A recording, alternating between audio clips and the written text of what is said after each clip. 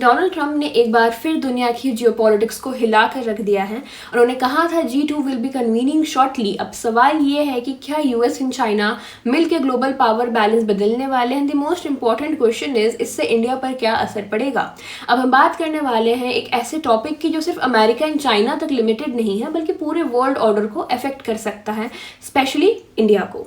Donald Trump जो अब US election के रेस में वापस आ चुके हैं, उन्होंने रिसेंटली एक पोस्ट में लिखा था G2 will be convening shortly, यानी अमेरिका एंड चाइना के बीच एक स्पेशल बाइलेटरल फ्रेमवर्क रिवाइव होने वाला है।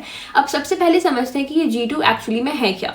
ये टर्म 2005 में इकोनॉमिस्ट सी फ्रेड बोल्स्टिन ने कॉइन किया था। उनके अकॉर्डिंग यूएस एंड चाइना दोनों को मिलकर global economy and world order चलाना चाहिए, क्योंकि दोनों ही सबसे बड़े पावर्स हैं। उस टाइम पे ये आइडिया था कि यूएस चाइना कोऑपरेशन से global finance and trade stable रहेगा, स्पेशली 2008 के फाइनेंशियल क्राइसिस के बाद।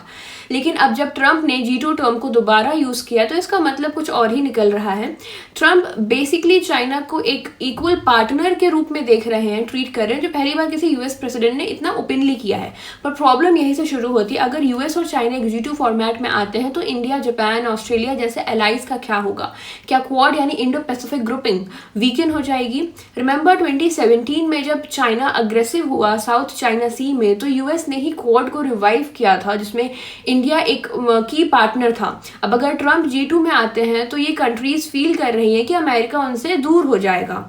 चेंजिंग चाइना सी जिनपिंग के आने के बाद से ही चाइना बहुत ही असर्टिव हो गया है, चाहे वो military, economy and Indo Pacific में उसका डोमिनेंस काफ़ी इंक्रीज हो गया है। और यूएस ने पिछले कुछ ईयर्स में चाइना को काउंटर करने के लिए ही Quad and Indo Pacific strategy बनाई थी। लेकिन अगर ट्रंप फिर से पावर में आते हैं, G2 फ्रेमिंग लेके आते हैं, तो ये पूरा बैलेंस शिफ्ट हो सकता है। इंडिया के लिए सिचुएशन काफ़ी ट्रिकी हो सकती है। एक तरफ इंडिया का ट्रेड और टेक रिलेशन यूएस के साथ काफ़ी स्ट्रांग है, दूसरी तरफ बॉर्डर टेंशन के कारण चाइना के साथ रिलेशन थोड़े स्ट्रेन्ड हैं।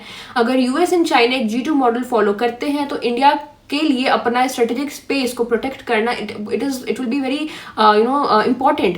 तो यही रीजन है कि दिल्ली अब क्लोजली देख रहा है कि ट्रंप की स्टेटमेंट सिर्फ रेटोरिक है या actually policy shift. G2 framing का मतलब है ये नहीं कि वर्ल्ड अब दो पावर्स में कंट्रोल आ गए हैं, लेकिन ये सिग्नल जरूर देता है कि ग्लोबल पॉलिटिक्स फिर से डिवाइड हो सकती है। इंडिया के लिए एक मोमेंट है अपनी independent foreign policy and alliances को और स्मार्टली बैलेंस करने का। तो ये था ब्रेकडाउन ट्रंप के G2 फ्रेमिंग का, जो ग्लोबल जियोपॉलिटिक्स का एक न्यू चैप्टर लिख सकता है। अगर आपको लगता है कि यूएस चाइना के बीच ये न्यू इक्वेशन इंडिया के लिए चैलेंज बनेगा तो कमेंट में लिखो, India will balance it smartly.